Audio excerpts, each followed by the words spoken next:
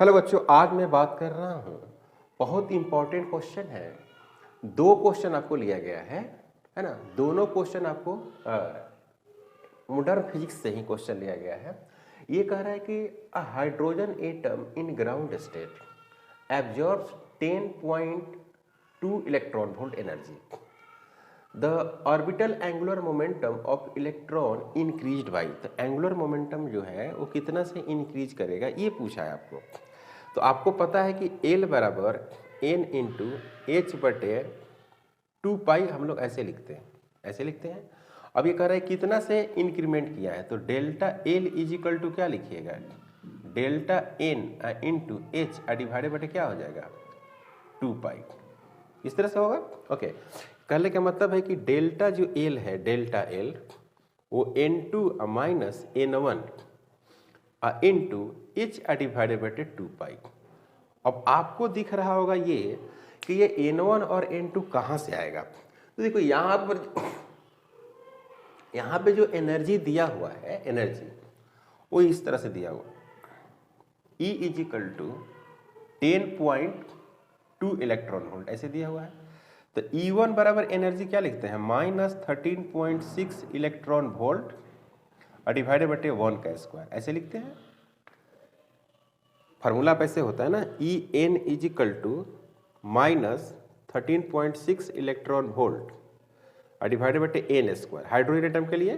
तो first orbit के लिए यहाँ पर 1 हो गया, तो E1 इजिकल टू कितना हो गया, माइनस 13.6 इलेक्ट्रॉन वोल्ट हो गया। उसी तरह से E2 बराबर क्या हो जाएगा, माइनस 13.6 इलेक्ट्रॉन वोल्ट डिवाइडेड बटे 4 होगा। इसको क्या लिखेंगे, माइनस 3.4 इलेक्ट्रॉन वोल्ट लिखेंगे। तो जो E है ना, E उसको ऐसे लिखेंगे, E2 में से क्या करेंगे, E1 को घटाएंगे। तो E2 में से E1 घटा माइनस 3.4 और माइनस माइनस कितना हो जाएगा, प्लस हो जाएगा, प्लस 13.6 इलेक्ट्रॉन वोल्ट। इस तरह से हो जाएगा, होगा।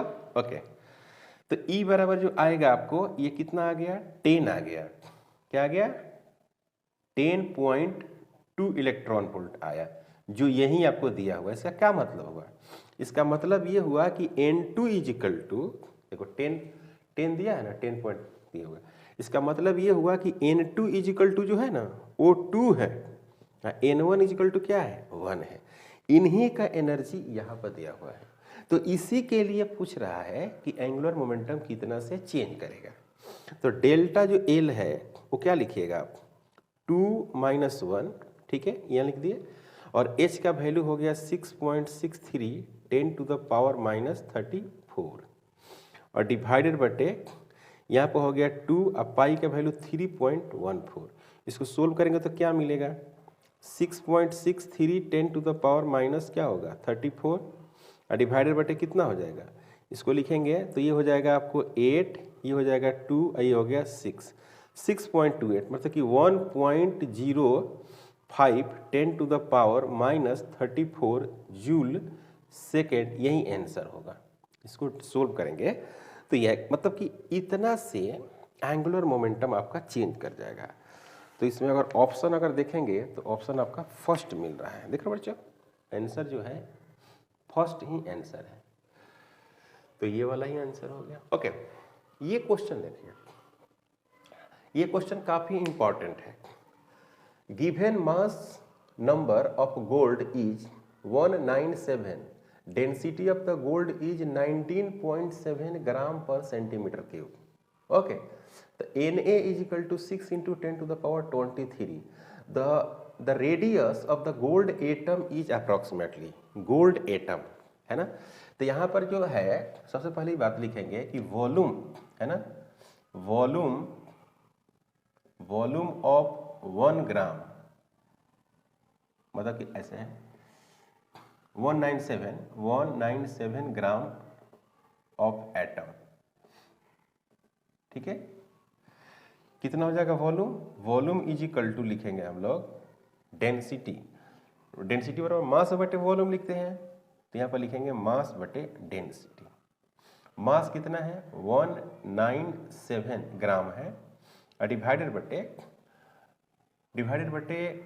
19.7 ग्राम पर सेंटीमीटर क्यूब, ये कट जाएगा तो यहाँ पर क्या हो जाएगा 10 सेंटीमीटर क्यूब हो जाएगा, ये सेंटीमीटर क्यूब है तो V इज इक्वल टू आ गया 10 सेंटीमीटर क्यूब।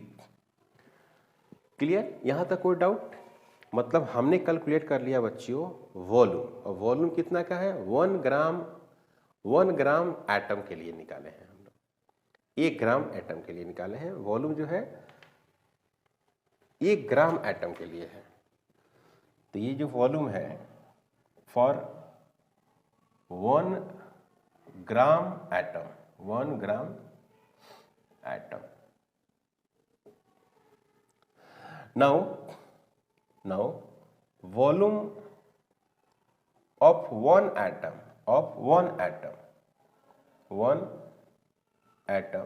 इसको लिखेंगे क्या V डिवाइडेड बटे Na लिख देंगे, V बटे Na।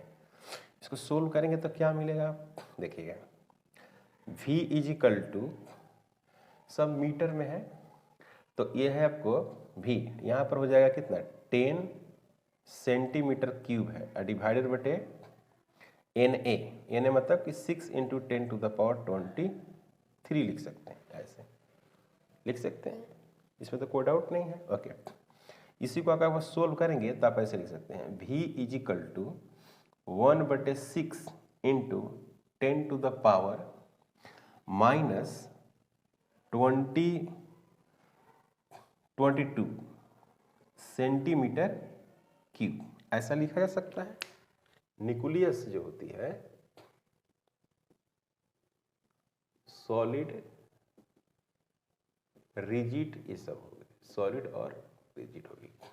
ओके, तो V is equal to 4/3 pi R का क्यूब होगा। ओके, तो V आपके वैल्यू दिया हुआ है 1/6 × 10⁻22 इज इक्वल टू 4/3 पाई और R का क्यूब, ये हो गया वैल्यूज। ओके, तो ये वाला वैल्यूज अगर आप देखेंगे तो 2 हो जाएगा, यहाँ से आएगा तो 8 हो जाएगा। ओके, तो 1/ कितना हो गया 8 और 10⁻- कितना हो गया 22 और फिर आ गया आपको पाई, कोई डाउट नहीं, इज इक्वल टू R का क्यूब। तो R cube is equal to आपको हो जाएगा 10⁻22 डिवाइडेड बटे 8 × 3.14, इस तरह से लिखेंगे। ओके, तो यहाँ पर आप इसको ऐसे लिख सकते हैं R is equal to 10 to the power आप ऐसे लिखें इसको -21 डिवाइडेड बटे 8 × 31/4, इसको आप कर देंगे 1/3 करेंगे तो 7 के आसपास वैल्यू होगा। और फिर इसको जब हम सोल्व करेंगे तो आपको जो फाइनल आंसर आएगा वो है आपको 1.5 10⁻−10 मीटर, ये आंसर आएगा फाइनल। इसको सोल्व करेंगे तो चूंकि ये 2 हो जाएगा, ये 10⁻7 हो जाएगा और इसका हम लोग क्यूब कैलकुलेट करें तो 27.3 के आसपास होगा, फिर 0.0 हो जाएगा तो 0.1 यहाँ से मिल जाएगा और फिर यहाँ से वैल्यू तो ये आएगा आपको R का वैल्यू यही आएगा मीटर। तो ये क्या है आंसर में है आपको 3rd, तो यही हो गया आंसर। ओके, काफ़ी इम्पोर्टेंट क्वेश्चन है। तो हमने क्या किया है कि आपको 2 कंसेप्ट को लेके चला और दोनों कंसेप्ट का मैंने एक क्वेश्चन तैयार कर दिया ताकि कंसेप्ट को क्लियर हो। इसलिए अगर आप हमारे चैनल पर नए हैं तो सब्सक्राइब जरूर करेंगे।